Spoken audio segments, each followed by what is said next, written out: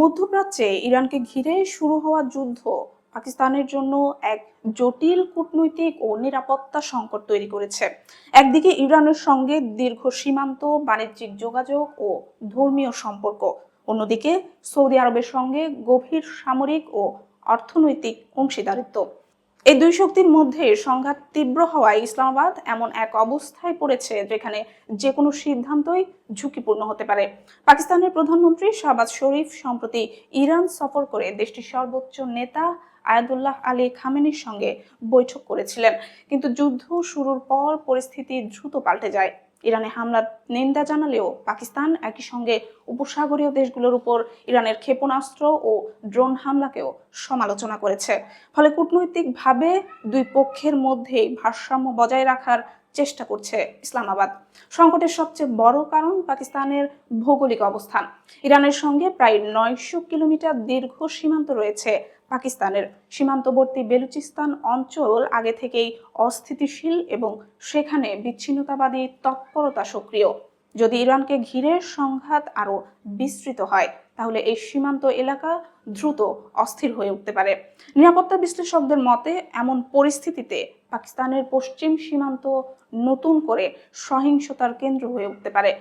অন্যদিকে সৌদি আরবের সঙ্গে পাকিস্তানের সম্পর্ক অত্যন্ত ঘনিষ্ঠ।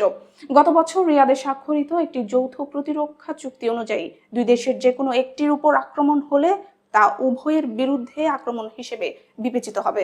এই চুক্তি সৌদি যুবরাজ মোহাম্মদ বিন সালমান এবং পাকিস্তানের নেতৃত্বের উপস্থিতিতে স্বাক্ষরিত হয়।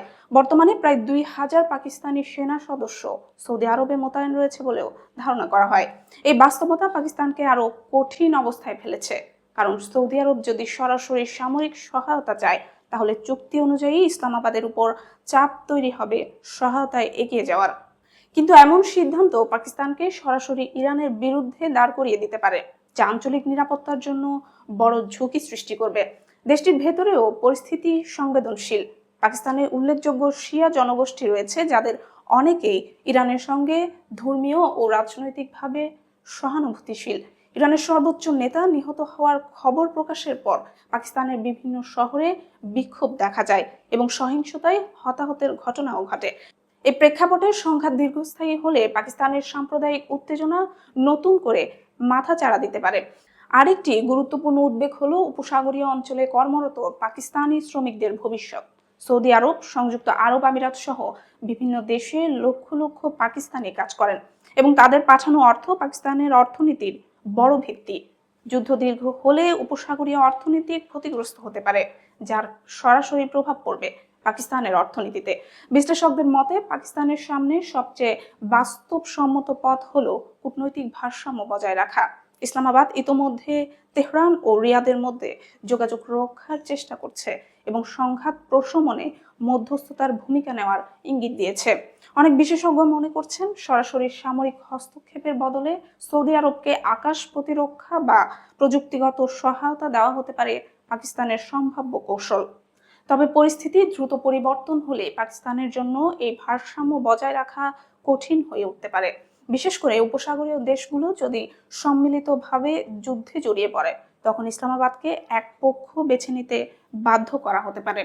অনেক বিশ্লেষকের মতে এমন পরিস্থিতিতে পাকিস্তানের কৌশলগত বাস্তবতা শেষ পর্যন্ত সৌদি আরবের দিকেই ঝুঁকতে পারে, কিন্তু সেই সিদ্ধান্ত দেশটির অভ্যন্তরীণ নিরাপত্তা, আঞ্চলিক সম্পর্ক এবং অর্থনীতির উপর বড় ধরনের চাপ তৈরি করতে পারে।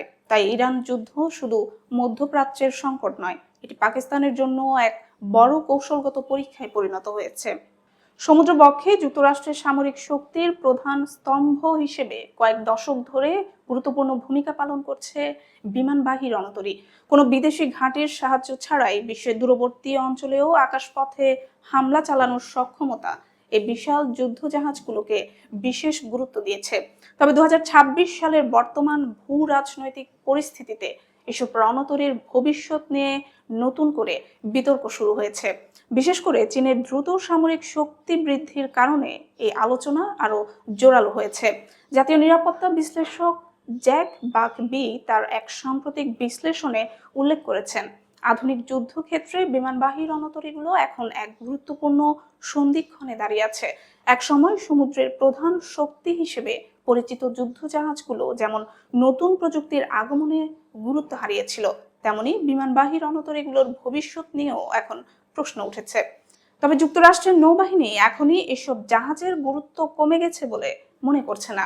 এই বিতর্কের মূল কারণ চীনের দ্রুত সামরিক আধুনিকায়ন। বেজিং ইতিমধ্যেই এমন কিছু দূরপাল্লার ক্ষেপণাস্ত্র তৈরি করেছে যা চলন্ত রণতরীকেও দূর থেকে আঘাত করার সক্ষমতা রাখে। এর সঙ্গে যুক্ত হয়েছে অতি দ্রুতগতির অস্ত্র এবং উন্নত পানির নিচে চলাচলকারী যুদ্ধযান প্রযুক্তি। ফলে বিপুল অর্থ ব্যয়ে নির্মিত একটি আধুনিক সুপার রণতরী এখন শত্রুপক্ষের জন্য অত্যন্ত মূল্যবান কিন্তু ঝুঁকিপূর্ণ লক্ষ্যবস্তু হয়ে উঠতে পারে। মার্কিন নৌবাহিনীর জন্য বড় চ্যালেঞ্জ হয়ে দাঁড়িয়েছে এই বিশাল বিনিয়োগের নিরাপত্তা নিশ্চিত করা। একটি সফল ক্ষেপণাস্ত্র হামলা শুধু হাজার হাজার নৌসেনার প্রাণহানির কারণেই হবে না, বরং বহু বছরের পরিশ্রম ও বিপুল অর্থ মুহূর্তেই ধ্বংস করে দিতে পারে।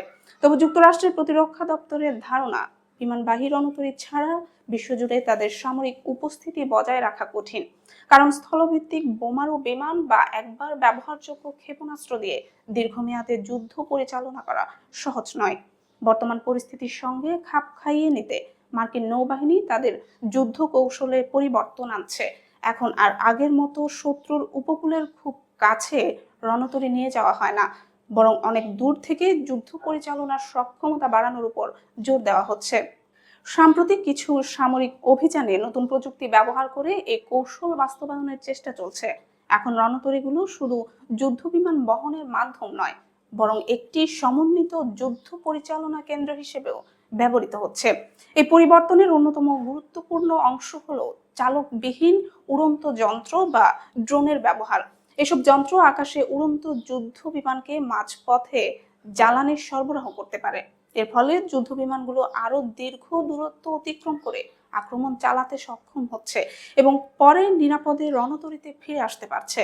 এতে রণতরীকে শত্রুর ক্ষেপণাস্ত্রের সরাসরি আওতার বাইরে রেখেও যুদ্ধ পরিচালনা করা সম্ভব হচ্ছে। একই সঙ্গে যুক্তরাষ্ট্রের নৌবাহিনী নতুন প্রজন্মের যুদ্ধ বিমান তৈরির কাজ চালিয়ে যাচ্ছে। এসব অত্যাধুনিক বিমানে গোপন প্রযুক্তি এবং চালকবিহীন যন্ত্র নিয়ন্ত্রণের বিশেষ ক্ষমতা থাকবে। ভবিষ্যতের যুদ্ধক্ষেত্রে বিমানবাহী রণতরীগুলো শুধু মানুষের নিয়ন্ত্রিত বিমানের উপর নির্ভর করবে না, বরং এগুলো থেকে একসঙ্গে বহু চালকবিহীন যন্ত্র এবং দূরপাল্লার ক্ষেপণাস্ত্র পরিচালনা করা হবে। তাই সমুদ্রে বিমানবাহী রণতরীর একক আধিপত্যের যুগ হয়তো ধীরে ধীরে বদলে যাচ্ছে, কিন্তু এর গুরুত্ব এখনো শেষ হয়ে যায়নি। নতুন প্রযুক্তির সঙ্গে তাল মিলিয়ে এই বিশাল যুদ্ধ জাহাজগুলো নিজেদের নতুনভাবে গড়ে তুলছে। বিশেষজ্ঞদের মতে সময়ের সঙ্গে অভিযোজিত হয়ে এসব রণতরী আরো বহু বছর বিশ্ব রাজনীতি ও সামরিক কৌশলের গুরুত্বপূর্ণ অংশ হিসেবেই টিকে থাকবে।